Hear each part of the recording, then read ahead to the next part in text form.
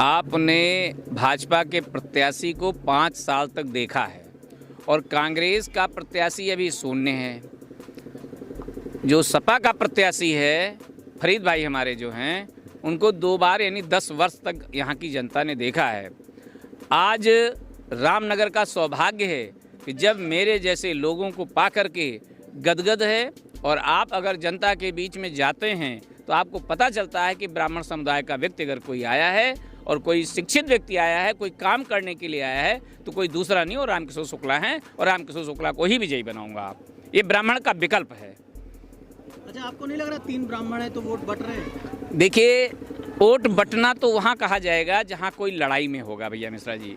यहाँ कोई ऐसा है ही नहीं, क्योंकि इसके पहले भी आपने देखा होगा कि मिश्रा जी, अवस्थी जी हमारे जो थे, 5 साल तक उन्होंने जो काम किया है वो कार्य करने की उनकी शैली कैसी रही है, जिस तरह से उन्होंने जो कुछ बोया है वो आज जनता समझ रही है और आगे वो 10 मार्च को काटेंगे ये भी जनता समझ रही है।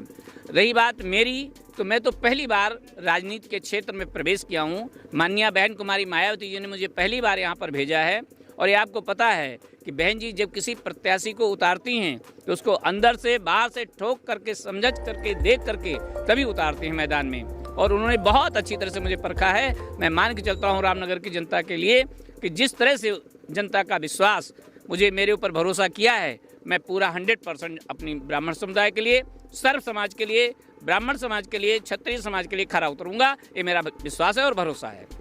अनुसूचित जाति के जो वोटर्स हैं यहाँ पर, जो बसपा का परंपरागत वोट बैंक रहा है, उसको आप किस तरह से संगठित कर रहे हैं? देखिए, हमारा कोई भी वोटर इधर विचलित नहीं है। जब से हम आए हैं, वो चाहे बसपा का वोटर हो, चाहे सपा का वोटर हो, चाहे भाजपा का वोटर हो, केवल एक ही वर्ग देखता है, वो है शिक्षक, शिक्षाविद, गुरु। और गुरु में रामकिशोर शुक्ला के अलावा किसी को नहीं देख रहा है। बहन कुमारी मायावती जी को देख रहा है, किसी को दूसरे को नहीं देख रहा है, क्योंकि बहन जी का एक ही नारा था, सर्वजन हिताय सर्वजन सुखाय।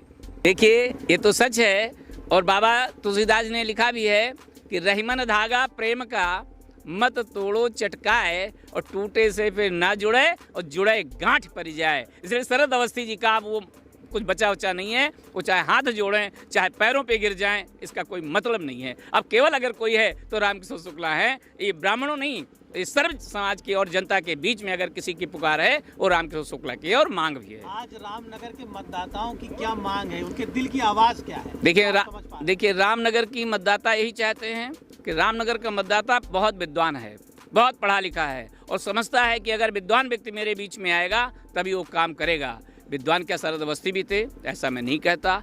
विद्वान क्या फरीद भाई नहीं थे, वो भी थे, मैं उनको भी कुछ नहीं कहता। लेकिन ये आपको मान के चलना चाहिए कि विद्वता का मतलब ये नहीं होता है कि वो लक्ष्मी पुत्र हो जाएं। विद्वता का मतलब होता है कि वो सरस्वती पुत्र बन करके उस सरस्वती माँ की कृपा से वो वर्षा करें और जनता का हित देखते हुए, ध्यान में रखते हुए काम करें।